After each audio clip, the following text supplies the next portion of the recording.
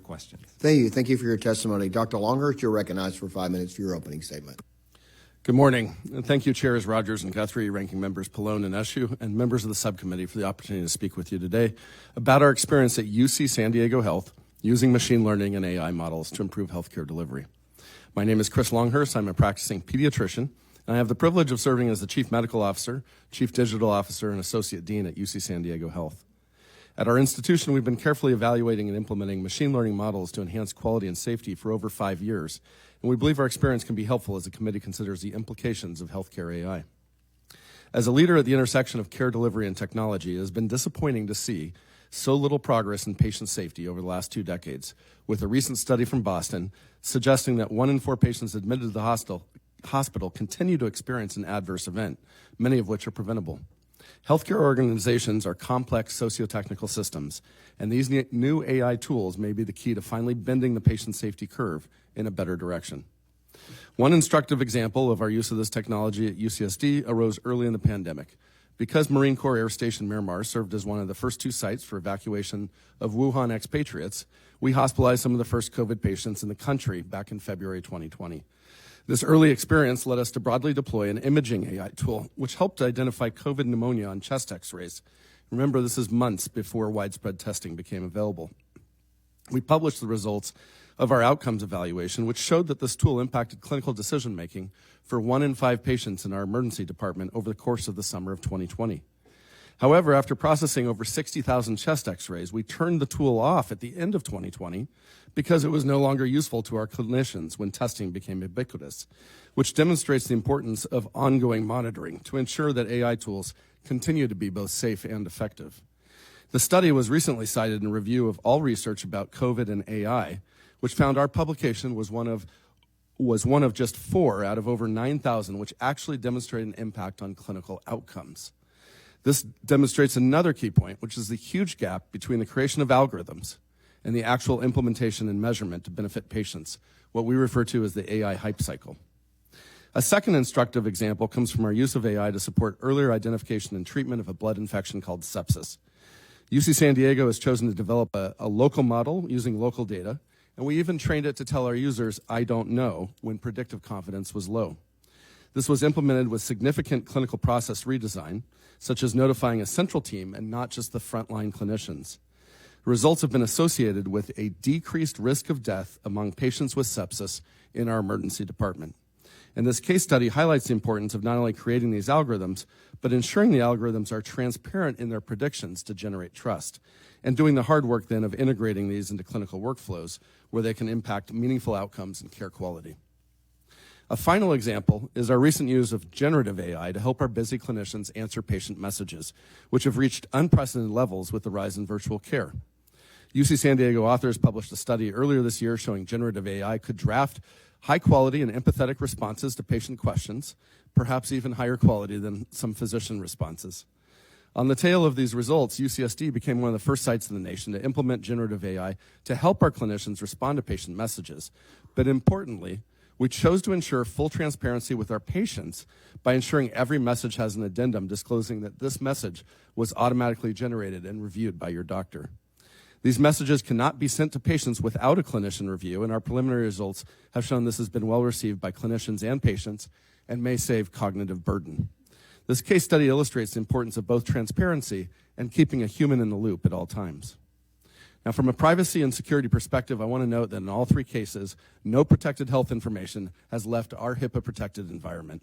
In fact, we recently founded the first Center for Healthcare Cybersecurity with an ARPA-H grant and a focus on continuing to improve our digital protections and resiliency. So to summarize, as a health system engaged in the procurement, development, and use of large-scale machine learning models that can perform a wide variety of tasks, we commit to pursuing these technologies' benefits while mitigating their risks and protecting patient privacy. For almost 5 years, our Health AI Committee has been evaluating all machine learning models proposed for implementation from an ethical and health equity framework to ensure safety, security, and trust, which is well aligned with the model proposed by the Office of the National Coordinator for Health IT to ensure fair, appropriate, valid, effective, and safe use of AI, or FAVE. Now, while some advocate for a centralized testing process, our experience suggests that local audits could be more effective in the hospital setting for ensuring alignment with these principles, as these models must be evaluated within the context of the care they support. Finally, with the generous support of Joan and Irwin Jacobs Center for Health Innovation, we see an opportunity for moving this industry forward together, engaging with you and the administration on responsible AI use. I look forward to answering any questions you may have. Thank you. Thank you. We appreciate your opening statement. And the chair now recognizes Dr. Newman Toker. 5 minutes for your opening statement. Chairman Guthrie, Ranking Member Eshoo, and members of the committee, thank you for the opportunity to address Congress on this critically important topic of artificial intelligence in healthcare. My name is David Newman Toker, and I'm a physician scientist with doctoral level training in public health and a research focus on improving medical diagnosis, including the development and deployment of novel diagnostic technologies such as AI. I've been a faculty member at Johns Hopkins School of Medicine for more than 2 decades, where I'm currently a professor of neurology and director of our AHRQ-funded Center for Diagnostic Excellence. I'm also past president of the Society to Improve Diagnosis in Medicine. My testimony today will focus on opportunities and challenges for AI in healthcare from a public health perspective, with a special emphasis on AI to improve medical diagnosis. I would like to state for the record that the opinions I express here today in my written testimony are my own and do not necessarily reflect those of the Johns Hopkins University. AI is the branch of computer science concerned with endowing computers with the ability to simulate intelligent human behavior. The most complex cognitive task in medicine is the act of diagnosing the cause of a patient's symptoms. Errors in diagnosis account for an estimated 800,000 deaths or permanent disabilities each year in the U.S., more than 80% of which are associated with cognitive errors or clinical reasoning failures. This creates a unique quality improvement opportunity for AI-based systems to save American lives at public health scale. Potential benefits of AI include better health outcomes for patients at lower costs, greater access to and efficiency of care delivery, especially for those currently underserved and disadvantaged, and decreased healthcare costs, decreased healthcare workforce burnout. However, none of these benefits will be realized without tackling foundational data challenges facing AI. The rate-limiting step for developing and implementing AI systems in healthcare is no longer the technology. It is the sources of data on which the technology must be trained. There are 3 critical data problems. First, using data that are wrong, often called the garbage in, garbage out problem. Second, relying on the wrong kinds of data, sometimes called the looking where the light is best problem. And third, not having the right kinds of data at all, especially health outcomes such as inaccurate diagnoses, unexpected adverse events, or reduced quality of life. Data quality in healthcare is non-uniform, even for diagnosis. The most reliable and complete digital data sets exist in radiology and laboratory medicine. Here, good AI diagnostic systems are already being built. The least reliable and most incomplete digital data are from routine clinical encounters. Key details about patient symptoms or clinical examination findings in the electronic health record are often missing or inaccurate. Here, good AI diagnostic systems must wait for a radical shift in the way we capture diagnostic information about patients. AI systems that learn on faulty data will generally make the same mistakes that humans make. Put simply, if available electronic health record data sets are used to train AI systems, the best we can hope for is AI systems which replicate and formalize implicit human biases, and the worst we can expect is AI systems that are frequently wrong in their recommendations. If AI-based systems are deployed without adequate testing, the quality of healthcare will drop. The biggest public health gains from well-designed AI can reasonably be expected in parts of the healthcare system where there are large quality gaps that could be closed for many individuals. Diagnostic errors, lack of access to care in underserved areas, and health disparities. For AI in healthcare to maximally benefit the health of all Americans, the following are essential. First, AI systems must be trained on gold standard data sets that are unbiased and include complete information on both clinical inputs and care outputs. Second, AI systems must be effectively integrated into clinical workflows, leveraging the strengths of computers and humans together to produce a better result than could be achieved by either alone. And third, wherever AI is used, systems to monitor, maintain, and even enhance clinician skills, including diagnostic ones, should be co-deployed so that clinicians and AI systems will continue to fact-check each other. I have 3 primary policy recommendations for the committee. First, AI systems must be held to a high regulatory standard. They must be demonstrated scientifically to improve care quality over current care. Second, new payment incentives will be needed to ensure AI systems are unbiased and health outcomes are being monitored. Special incentives will likely be needed for AI-based diagnostic tools, since diagnosis is generally unaffected by current disease-based payment models. And third, targeted research funding to address known barriers is essential. Special consideration should be given to funding programs that support development of large gold standard data sets from which high-quality AI systems for diagnosis can be trained. In summary, AI has great potential to transform healthcare for the better, but absent carefully crafted regulations, innovative payment incentives, and targeted research resources, risks will dominate. The guiding principle for policy changes should be public health impact, including an emphasis on the equitable distribution of benefits and risks across the population. Thank you for this opportunity. I would be pleased to answer any questions you may have.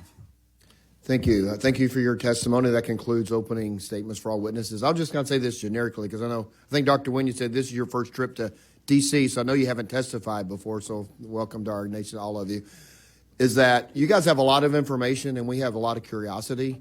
So each of us are going to get 5 minutes, and so I know there's going to be hard to answer some of your questions succinctly. But if one of us say, I'm sorry, I want to move to the next question because we have things we want to get to, we're not being rude, we just want to make the best of our 5 minutes. I'll say that moving forward. And there are some of my colleagues, some more than others, they'll ask you a really detailed question with 5 seconds left in their time. So I'll let you answer as much as we can, but if I gavel you down, it's not being rude, it's getting things done so we can appreciate your time as well. So I'll say that, and I'll begin the 5 minutes by recognizing myself for 5 minutes for questions. So Dr. Nguyen, you mentioned in your testimony the various types of AI and how generative AI is often the focus. Can you walk us through how you might deploy the various forms of AI, supervised, unsupervised, reinforced? And if these aren't the main drivers of how you deploy AI, then please walk me through your approach. Absolutely. So I think it's very helpful to think about AI at a high level in 2 different categories.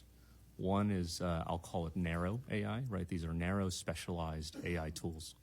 And they typically are built to do very specialized, very specific jobs, and they're very good at those if we train them well and train out bias, right? Tools like this are things such as a predictor tool, right, to predict the risk of a cardiac event in a patient, right? Now, that's a narrow type of AI, right? You want to apply those types of narrow AI systems when you have high risk, right, highly important tasks, right, that you must get right. So things such as supporting diagnoses, right, making predictions on a patient's deterioration, right? Those are what you want those narrow systems for. The other half, right, and this is a little newer, these kinds of systems are more in the news, are generative AI systems. These systems are much more flexible. They are not built for specific specialized tasks. You see them most often in technologies like the very well-known chatbot, ChatGPT. They are built to be very flexible, right? They are built to do things like take language as input and output written language in response, right? They are very good at flexible tasks, like assisting with administrative burden, right? Generating educational content, right? These are tasks where you need the flexibility, right? Rather than the specialized nature of the other systems. Right? So those are the 2 ways. Okay, thank you. Appreciate that. And Mr. Shen, I'll move to you. For health care, especially ensuring that patients, there are guardrails in place for AI. We want to make sure we protect patient safety while promoting better outcomes and safeguarding taxpayer dollars. So my question is, how do you believe we can strike the proper regulatory balance on the front end to ensure there are safeguards in place without stifling the innovation and the growth of AI? Yeah, thank you very much for the question. As it relates to our work with the FDA, our algorithms go through a regulatory process with the FDA. We follow all the AI and machine learning enabled medical device regulatory requirements for both pre-market review and post-market surveillance to make sure that those solutions are safe for patients and effective for them as well. We also have regular dialogue with the FDA regarding AI and machine learning and provide feedbacks on ways that they can ensure continued safe and effective application of these technologies. I think also what is a great example is that we worked very closely with the FDA on the implementation of the predetermined change control plans for AI, and I thank this committee as well for their support in this particular effort. Those help us ensure that we can continue to innovate in this area while having the right regulatory components in place. At the same time, I think where the challenge is right now is around adoption of artificial intelligence, and for providers and physicians to take advantage of all the great benefits that myself and the other colleagues here have talked about here. Right now, again, CMS really needs to create kind of a consistent and predictable approach for the payment of these AI solutions that are FDA approved, rather than the current ad hoc approach that we've seen to date, where certain technologies receive a separate payment based on manufactured supplied costs, but other ones don't receive that payment. That confusion leads to uncertainty for providers as to whether they should actually make an investment into artificial intelligence. And unfortunately, because of that uncertainty, the patients get lost in terms of their ability to take advantage of these technologies. Okay, thank you. And I want to move a question to Dr. Newman-Toker. Some of my concerns is, as we're looking at all the data that goes into AI, some of the what we need to be aware of what could come out of, so the regulatory and policy challenges that we need to consider. I guess an example would be to make sure we've talked about quality adjusted life years on this subcommittee quite often, and we want to make sure that a data system isn't just to factor that in to see if people are qualified for care. So what are the kind of the unforeseen challenges that you think we need to be aware of moving forward, that being an example? There are significant data challenges for AI systems, particularly when we look at clinical data. So, for example, there are great data in laboratory and imaging data sets that are digitized. The clinical data, which are in electronic notes, actually have lots of errors and problems in them. And I do think that, to some extent, that's a key focal point where we should be making sure that we're not over-relying on faulty data sources in order to, as we try to move forward to AI systems that are helping us. Yeah, I didn't leave you much time to answer, so thanks for that. And hopefully we can explore that more through this hearing or through in writing as we move forward. So I'll yield back, and I will recognize the ranking member for 5 minutes for her questions. Thank you, Mr. Chairman, and thank you to each one of you, our witnesses today. As I was listening hard, to absorb what you were saying. And I have to admit that there were different parts of your testimony where I really didn't understand what you were talking about. That's not, to be interpreted as you being less than perfect. I mean, that's a condition for the entire of humanity. But I think that we're really very hungry to hear in pedestrian terms, if you'll excuse that terminology, exactly how this is going to work and how you think it's working now. I recall the book written by John Doerr. I think all of you know who he is. If you don't, on the committee, Google him, because he's one of the great minds of our country. But the title of the book was Measure What Matters. And that's what I'm trying to extract from your testimony. I don't know if some of this is meant for administrators. I mean, we talk about administrative burden. What does that mean? I mean, what is AI going to do about that? What does it mean in terms of patients at their bedside?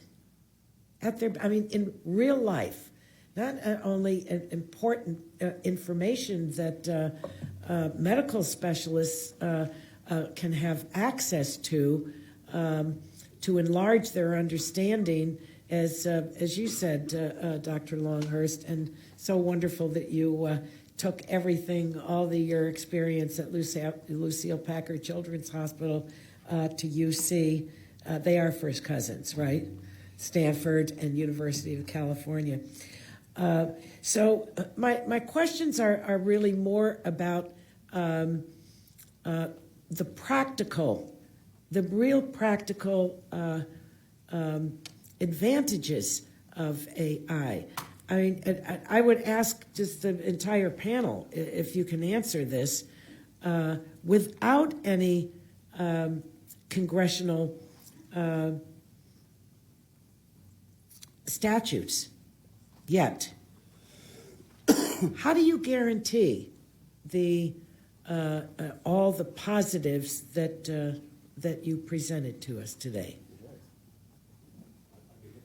Just briefly, but yeah. To address because you're all saying that this is, and I believe in the potential of this, but I think that we need to think long and hard about how this is actually going to work. So you're doing it right now, and with your systems. Let me see if I can briefly give you a very factual answer. So when we say administrative burden, we're talking about the anywhere between 25 and 50% of time during a day that a clinician, a doctor, or a nurse spends on activities that don't directly relate to patient care. They're entering data into a system. They're searching for data in multiple different systems. They're bringing all that information together. They're writing it down. They're organizing it. They're communicating with other physicians, with pharmacy, with the other departments in the hospital. All of that just so they can have the right information and be able to make good decisions for their patients.